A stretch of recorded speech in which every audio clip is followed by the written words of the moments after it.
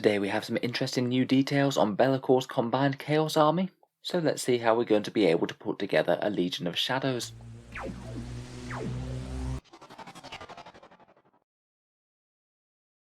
Hello and welcome back to Auspex Tactics, the strategy-focused 40k channel, where today we're returning to look at the forces of Chaos and Be'lakor's combined Chaos Marine and Demon army. It looks like possibly the most interesting thing that's coming out of this new Warzone Charadon Book of Fire, as it breaks some of the normal rules of Warhammer 40k, allowing a mixed force from two different codexes, presumably with a few more special rules thrown in. Today we'll take a look at the previewed goodness, which has lifted the lid on quite a few of the mechanics, and of course whenever the full book's out, I'll most certainly go through the rules in full. So feel free to subscribe if you maybe like to see that at a later date. So it wasn't stated outright in the article, but it was heavily implied that it's going to be mixed detachments between just the Chaos Demons and Chaos Space Marines codex. I think it's quite unlikely that we're going to be getting any special things from the Thousand Sons or Death Guard bleeding over. One of the main restrictions on the army is that you must have an even balance between the marks of the four different Chaos Gods. For example, if you include a Khorne unit in the detachment, you can't include a second Khorne unit in the detachment until you've got at least one unit that's marked in both Slaanesh, Nurgle and Tzeentch. Certainly a small army construction challenge, and it is going to limit spam of certain units, but I think between the variety of options between Chaos Space Marines and Chaos Demons, it shouldn't be too restrictive. You could always bring along a few cheap chaff units to do objectives and actions, and have them marked as whatever god is underrepresented. It is potentially quite powerful to be able to mix and match two codexes in one detachment, though of course you can already field Chaos Space Marines and Demons alongside each other just by using allies. Having them all in the same one might make it a bit easier for getting command points, but it looks like there's also going to be a fair few benefits and trade-offs compared with just using them as allies, and it's going to be interesting to weigh up whether what you give up is really worth what you're gaining. I suspect that isn't going to be the end of the restrictions when building the army. I'd be kind of surprised if it allows you to field any special characters in the force, and particularly on the demon side, whether or not you gain the exalted greater demons is going to be a really big deal. In my opinion, they're by far the strongest asset in the Chaos Demons Codex, and if there's any rules that mean that they're left out, then it's going to be quite bad news for the detachment. Otherwise, you seem to gain a fair few things besides just detachment flexibility. The army will get a few unique stratagems in addition to the ones that you already get from the core Chaos Space Marine and Chaos Demon Codex. There's a couple of them that are shown off that we'll get to in just a second, but this still will have a trade-off as well, as I strongly suspect you might lose access to any of the Legion-specific stratagems, the ones for armies like World Eaters or Emperor's Children, which Games Workshop have hinted are also going to be coming out in this book. There's already some pretty powerful stuff in there, so again, hopefully these stratagems are going to be strong enough to compete. Next, the Legion traits and the Demon Loci are both replaced by a hard-to-hit buff. Both the Demons and the Chaos Space Marines will be -1 to hit outside 12 inches, and we'll go over those rules and the trade-offs in just a second. It does mean that you're not stacking these buffs on top of already existent Demon Loci and Chaos Space Marine traits though. Next, it's confirmed that all Psykers do get the Noctic Discipline. It isn't just literally Be'lakor himself. Always handy to have another Psychic Discipline kicking around. Hopefully they'll gain the option of either having the Noctic Discipline or their base one. If they just literally have to lose all their other powers and not gain access to them, again that could be a major blow. They also made a big deal about Obsec troops, which I'm kind of surprised that they bothered with, seeing as literally everyone seems to get that. And in the article they made no mention of relics or warlord traits, but we know that Be'lakor gets quite a good one already at least, granting one of your disciple units a full reroll to hit.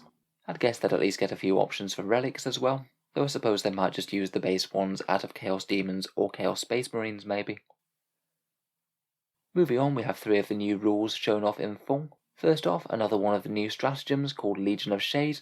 This one's quite a fun one for a 1 command point option, and it allows the Disciples of Be'lakor units to move straight through enemy models in either the moving or the charge phase. A bit situational, but that could be really quite handy for slipping past enemy screens and charging something behind them. Maybe it could be kind of useful for something like a Lord Discordant, who's being held back from his prize by a few screening chaff troops. It could also be handy if you happen to find yourself in an engagement that you don't want to be in, and the enemies either surrounded you or tri-pointed your models. Being able to move straight through enemy troops means that they could get out of combat, and not have to pay the risky 2 CP desperate breakout stratagem that you'd otherwise need to. Next we have the Demon Shooting debuff, which is Locus of Shadows.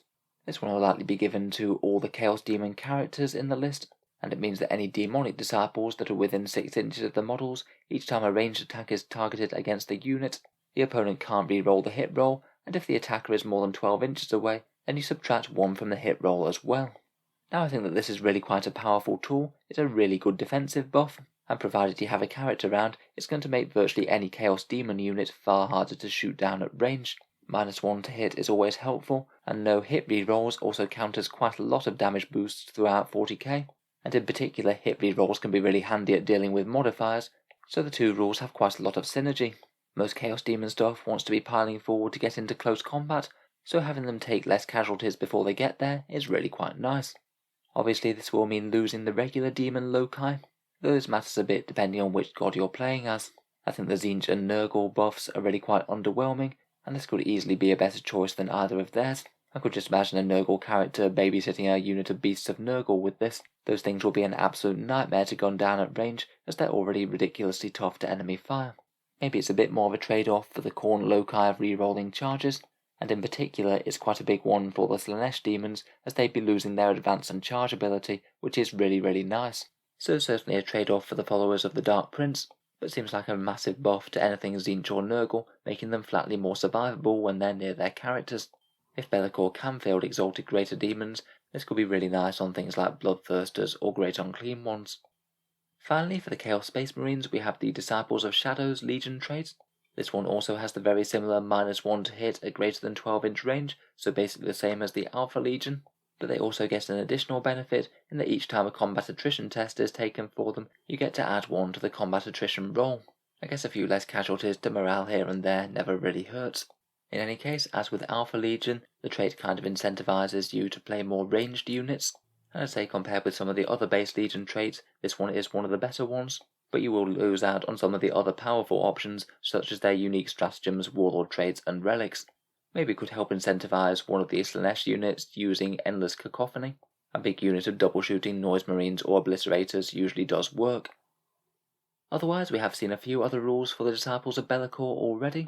Out of the spells of the Noctic discipline, 2 of them are okayish witchfires that I'd pass up myself, but there's an interesting Wreathed in Shades one that's Warp Charge 7 and makes one unit untargetable unless the enemy units attacking them are either closest to them or within 12 inches of the models. Again, handy for a big double shooting Death Star. The Warlord trait for Be'lakor I think also doubles down on this. It allows one of his Legion of Night to get full hit rerolls, which again will be very handy for that same big unit, though he'll likely be able to use it to amp up his own damage if he needs to. Finally, there's the other stratagem that they showed off, Blessings of Be'lakor, a 2 CP one after you fail a save, and the damage for that attack becomes 0. Seems really efficient on Be'lakor himself after all his defensive buffs you have to chew through. Could perhaps be situationally useful on other units, maybe saving a vehicle a hefty whack of damage, or if it makes the difference between a strong character living or dying this turn and getting to fight back in combat. So plenty to digest there. Of course, before we know how strong it is, we are going to have to see the rest of the rules, but I think for now some of these options do look pretty strong. Fairly flexible choices, a nice -1 to hit option for demons, and perhaps some powerful options for the big Chaos Space Marine double shooting attacks. Please let me know down in the comments if you've spotted anything else that might be useful, or how strong you think the formation's going to be. If you've enjoyed the video, then feel free to subscribe to Auspex Tactics, where I'll certainly cover the full formation in a future video. Finally, if you've been enjoying the videos on the channel, I would just like to mention the fact that Auspex Tactics has a Patreon page, and that is what allows me to keep on making videos like this quite so regularly. If you are enjoying a lot, any support is enormously appreciated. Channel patrons do get a fair few advantages, including seeing certain videos early, regular votes for what comes next on the channel, and automatic entry to the regular prize giveaways with a chance to win some big model kits each month. If any of that sounds good to you, or you'd just like to help support, then the link is down in the video description below. In any case, a massive thank you for listening, and I'll hope to see you guys next time.